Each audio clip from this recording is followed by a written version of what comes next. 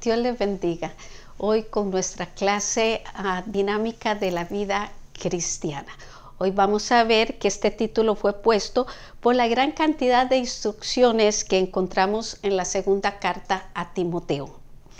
Recordándonos así que la vida cristiana es una dinámica particular y también muy superior a cualquier disciplina de nuestra vida natural. Esta carta contiene 33 consejos, 5 los vamos a ver en el capítulo 1, 11 en el 2, 2 en el 3 y 15 en el 4. Así que hermanos, las buenas cosas y los logros que podamos nosotros alcanzar van a ser el resultado de una vida disciplinada y esforzada. Vamos a ver el contenido de por qué dijimos esto. Punto número 1, dos bendiciones que Timoteo disfrutaba. Una, las constantes oraciones de Pablo. Verso 1-3. Doy gracias a Dios, dice Pablo, al cual sirvo desde mis mayores, con limpia conciencia de que sin cesar me acuerdo de ti en mis oraciones, y esto en la noche y en el día. El verso 3, que es el que acabo de leer, comienza con una expresión de gratitud. Doy gracias a Dios, dice Pablo. Así que vamos a inspirarnos en este siervo para saber desde dónde él tiene esa expresión. Pablo se encontraba en ese momento que escribe esto preso en Roma y encadenado, nos dice el verso 1:16. También se encontraba abandonados por todos los que estaban en Asia, nos dice el verso 1:15. Él sabía que estaba ya por ser sacrificado. Dice, el tiempo de mi partida está cerca, nos dice el verso 4:6. Demas, que era uno de los que estaban cerca, dice que lo desamparó amando este mundo en el verso 4:10. Se refiere a Alejandro también, que le causó muchos males en el verso 4:14. Y dice, en su primera defensa todos lo abandonaron teniendo él que hacerlo solo, en el verso 4:16. La fuerza de Pablo para expresar gratitud en medio de este terrible escenario que les acabo de describir estuvo en sus siguientes palabras: al cual sirvo desde mis mayores. Así que él se llama siervo, al cual sirvo, pero no cualquier siervo, sino aquel al que se refiere Lucas 17 del 7 al 10. Investigue qué tipo de siervo era este. Él también agrega, desde el tiempo de mis mayores, desde el tiempo de mis antepasados, dándonos así dos ideas. Una era que él le servía al Señor desde su infancia, y la otra era que las raíces de su servicio eran muy profundas, haciendo referencia a las generaciones de él anteriores, los cuales fueron temerosos de Dios. Y ahora él era beneficiado por una fuerza espiritual que había tomado años para formarse. El servicio de Pablo era uno con el que él quería agradar a Dios y adorarlo. Dice también que este servicio era con conciencia limpia, que significa que él no lo hacía con agendas ocultas ni tampoco con motivos contrarios a la fe.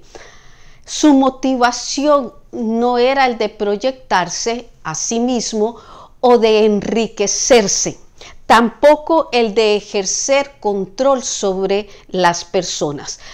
Lo que él hacía, lo hacía para agradar a Dios y cumplir con la misión que el Señor le había asignado. Dice también el verso que él hacía oraciones sin cesar por Timoteo. Esto nos explica a nosotros la intensidad de la vida de oración que Pablo tenía. Punto número B. Nos dice una fe firme y sincera. Era otra de las bendiciones con las que contaba Timoteo. Versos 4 y 5. Deseando verte, le decía Pablo, al acordarme de tus lágrimas para llenarme de gozo, trayendo a la memoria la fe no fingida que hay en ti, la cual habitó primero en tu abuela Loida y en tu madre Eunice, y estoy seguro que en ti también. Vamos a desglosar el versículo. Lo primero que dicen estos versos, o lo que nos van a dar, son 3 cuadros de lo que es una vida dedicada a Dios.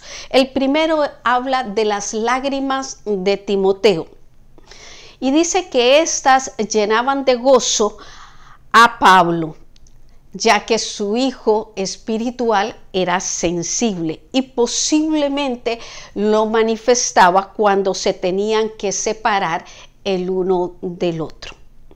También podía ser por su ministerio pastoral, cuando, él sentía o lloraba, sentía y luego lloraba, lo manifestaba bajo el llanto, cuando un miembro de su congregación desertaba o cuando él miraba la apostasía de un líder, o también cuando él podía ver la ingratitud de algún hermano en Cristo. También podía ser posible que estas lágrimas fueran por las almas perdidas que todavía él sabía que habían, porque habían ciudades donde el evangelio no había llegado. Mateo 5:4 nos dice que bienaventurados son los que lloran. Así que no era una debilidad de Timoteo, sino una fortaleza. Punto número 2. La clase de cristianismo que había en Timoteo. Dice una fe no fingida, sin hipocresía. Por fe, lo que nosotros entendemos es la vida cristiana.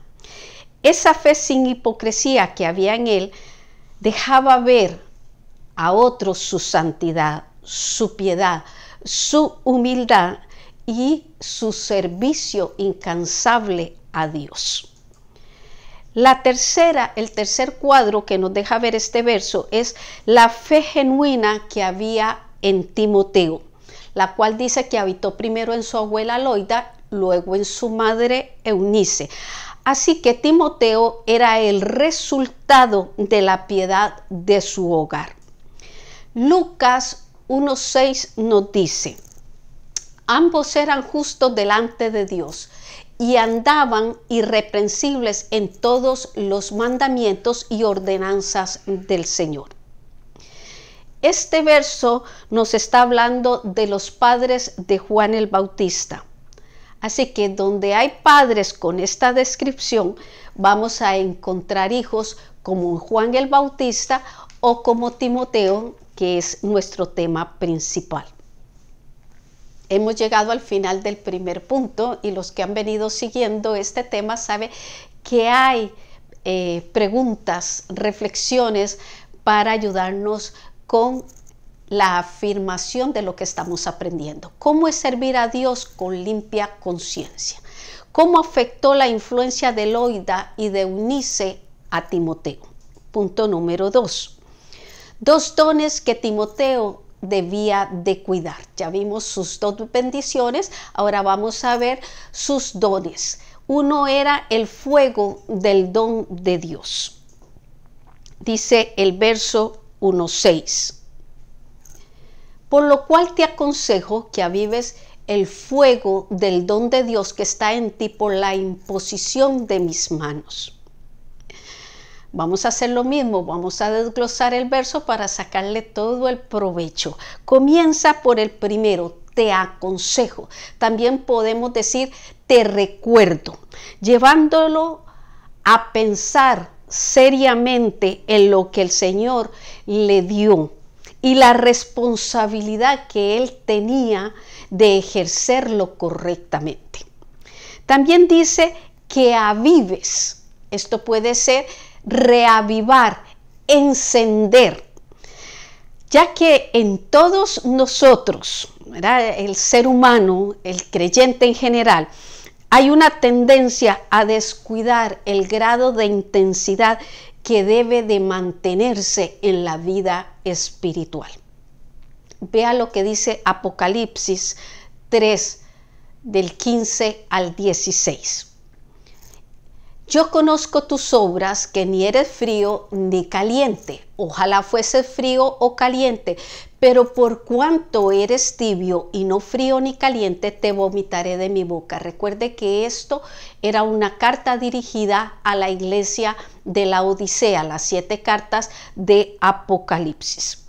La tibieza es muy peligrosa, es mucho más que la frialdad, porque lo hace que las personas piensen que con un poco de calor ya esto está solucionado, ya es suficiente. Vea lo que Pablo le dice a los tesalonicenses en su primera carta, en el verso 5:19. No apaguéis el espíritu. Así que son responsabilidades que nosotros tenemos. También le dice a los efesios en Efesios 4:30, no contristéis al Espíritu Santo de Dios. También nos dice el verso 6, el fuego del don de Dios que está en ti. Así que esto nos lleva a una pregunta. ¿Cuál sería el don a que se estaba refiriendo Pablo? Vamos a dar varias sugerencias, no necesariamente son todas, pero son cosas para pensar. Podría ser la salvación, podría ser el bautismo del Espíritu Santo, podría ser el ministerio de evangelismo, porque en 2 de Timoteo 4:5 se le dice haz obra de evangelista. También podría ser su llamamiento, porque en 2 de Timoteo 4:5 le dice Pablo, cumple tu ministerio. O también podría haber sido la enseñanza en 1 de Timoteo 4:13, donde se le dice, ocúpate en la enseñanza.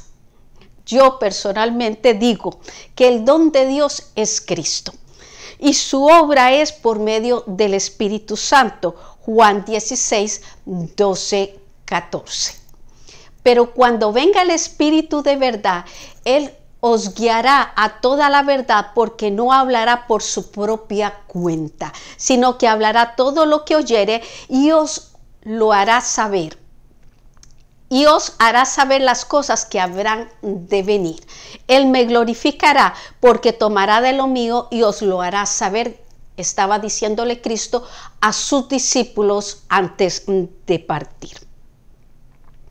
Así que dice el punto B, el espíritu de poder.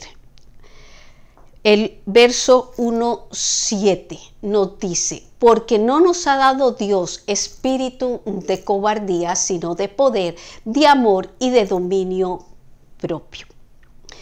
Como vimos en el punto anterior, Timoteo debía de cuidar el don de Dios. Cada uno de nosotros debemos de cuidarlo, porque nosotros también tenemos un don que nos ha dado el Señor. La palabra don es la que se traduce de la palabra charisma. Y la palabra charisma significa don que se otorga gratis, favor que se concede o favor que uno recibe sin ningún mérito propio. Así que está bien ampliado para que podamos entender cuando se refiere al don. Ahora, la forma plural de charisma era charismata. Es la preferencia, o sea, preferimos pensar que ese fue el término técnico que usó Pablo para indicar así los dones del Espíritu Santo dados a los creyentes para la edificación y la salvación de los inconversos. Por lo que el don de Dios que Pablo desea que Timoteo avive no se está refiriendo a la salvación, sino al ministerio que el Señor le dio por la imposición de las manos de Pablo y de los ancianos de la iglesia. Y este fue hecho por medio de profecía, nos dice primera de Timoteo 4:14. No descuides el don que hay en ti, que te fue dado mediante profecía con la imposición de las manos del presbiterio. Preguntas. ¿Cómo puede el creyente, cómo puedo yo como creyente reavivar el fuego del don que he recibido? Punto número 3. Dice 2 exhortaciones de Pablo a Timoteo. La primera era que él no debía de avergonzarse de dar testimonio de Jesucristo. Vamos a ir viendo la secuencia de los versos. Vamos a ver que el verso 6, en este verso Pablo exhorta a Timoteo a reavivar el fuego del don que estaba en él. Ahora, en el 7, le recuerda que Dios le concede al creyente el Espíritu. Y este Espíritu podría ser con mayúscula, refiriéndose al Espíritu Santo, porque tiene mucho que ver el amor, el dominio propio y el poder con el Espíritu Santo. Ahora, el verso 8 que corresponde a esta división es donde encontramos la finalidad del don y del Espíritu que Dios concede a los creyentes. Vea lo que dice: por tanto, no te avergüences de dar testimonio de nuestro Señor, ni tampoco de mí, le dice Pablo, preso suyo, sino participa de las aflicciones por el Evangelio según el poder de Dios. Así que, ¿qué es la finalidad del don y del Espíritu? ¿Para qué se le concedía? Era para dar testimonio de Cristo. En Hechos 1:8, Cristo dice que la razón de enviar al Espíritu Santo es, mire, recibiréis poder cuando haya venido sobre vosotros el Espíritu Santo de Dios. Así que ese poder que ellos estaban recibiendo, ahora dice, ¿para qué? Para que sean testigos en Jerusalén, en Judea, en Samaria, y dice, y hasta lo último de la tierra. En el libro de los Hechos, ustedes van a poderse dar cuenta que hay una relación muy estrecha entre poder y testimonio. Vea lo que nos dice Hechos 4:33. Y con gran poder los apóstoles daban testimonio de la resurrección del Señor Jesús. Y abundante gracia era sobre todos ellos, porque estaba ese poder en ellos.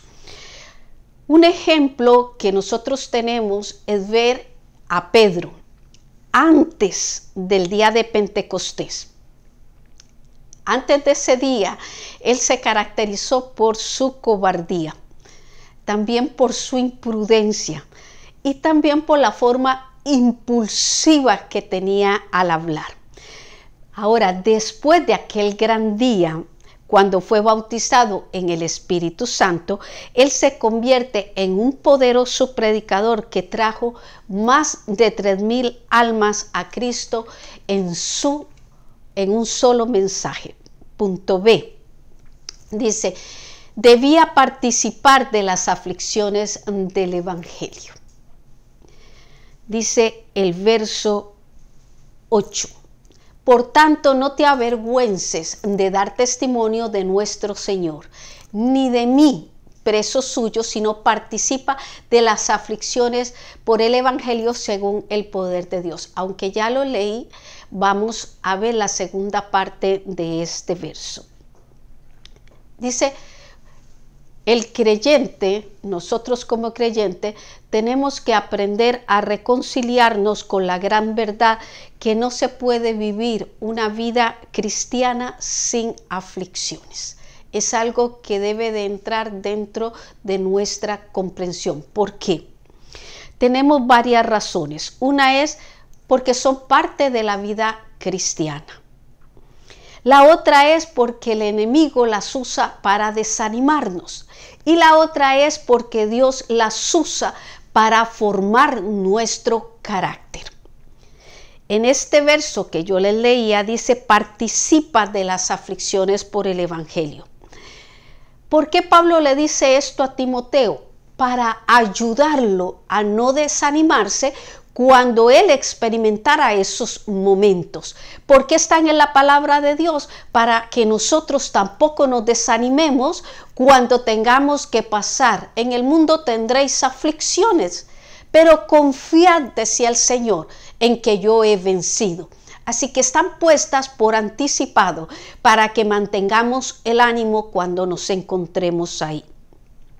Miren algo interesante, es que el verbo griego que se traduce para sufrir aflicciones, lo usa Pablo únicamente en relación con el ministerio cristiano. O sea, si hemos de sufrir, sea por la causa de Cristo. Cuando hay dedicación a Dios, se enfrentan aflicciones, se enfrentan sufrimientos, ya vimos por qué, también persecuciones. Pero estos, cuando lo hacemos dedicados a Dios, vamos a hacerlo con entereza, inclusive con gozo, o por lo menos debería de ser así. Vea lo que pasa en Hechos 5:41. Y ellos salieron de la presencia del concilio como gozosos, dice el verso, de haber sido tenidos por dignos de padecer afrenta por causa del nombre de Cristo. Esta fue la reacción ante aquel momento. También dice Hechos 16:25. Pero a medianoche, orando Pablo y Silas, cantaban himnos a Dios y los presos lo escuchaban. Cuando ellos estaban en aquel cepo, lo que hicieron fue expresar gozo a través de alabanzas al Señor. Así que sufrir por su causa nos trae bienaventuranza, nos dice Mateo 5:10. Estamos trayendo ánimo para que cuando nos encontremos en eso podamos desarrollar el carácter y no caer dentro del desánimo, que es lo que el enemigo le gustaría que hiciéramos. Bienaventurados los que padecen persecución por causa de la justicia, porque de ellos, dice, es el reino de los cielos. Bienaventurados sois cuando por mi causa os vituperen y os persigan y digan toda clase de mal contra vosotros, mintiendo. Muy importante eso. Gozaos y alegraos, porque vuestro galardón es grande en los cielos, porque así persiguieron a los profetas que fueron antes que nosotros. Así que llegamos al final del punto número 3. Dicen las preguntas: ¿cuál es la finalidad del don y del espíritu que Dios concede a los creyentes? ¿Para qué nos va a servir? ¿Con cuál verdad debe reconciliarse el creyente para no desanimarnos? Conclusión. Dice, la vida cristiana demanda dedicación. Y la dedicación tiene sus características. Una, es que le sirve al Señor. Así que esto es una acción que agrada a Dios y también es una adoración a Él. Punto 2. Dice, lo hace con limpia conciencia. Eso significa con intenciones puras, sin buscar beneficios personales. 3. Es alguien o tiene que contener una vida de oración. Y él o ella no lo va a hacer solo por sus propias necesidades, sino que también lo va a hacer por otros, como nos dio el ejemplo Pablo para hacerlo por Timoteo. También es alguien que mantiene cuidando el fuego del don. Recordemos que en el Antiguo Testamento el fuego del altar tenía que arder constantemente, no se podía apagar. Así es como cada cristiano debe, así es como cada uno de nosotros como creyentes debemos de mantenernos en ese fuego del Espíritu. También es alguien que dice que se mantiene, es parte de la responsabilidad. Recuerde clases pasadas, el criterio que otros tengan de nosotros debido al testimonio que debemos de dar en nuestro comportamiento acerca de que Cristo es nuestra vida, nuestra verdad y nuestro camino. Esto, aunque nos cueste aflicciones, porque recuerde que decir la verdad no siempre va a ser fácil. No seguir la corriente de este mundo va a proporcionar también incomodidad en la gente. Así que el que yo pueda dar testimonio para que otros tengan buen criterio de la fe me va a proporcionar aflicciones.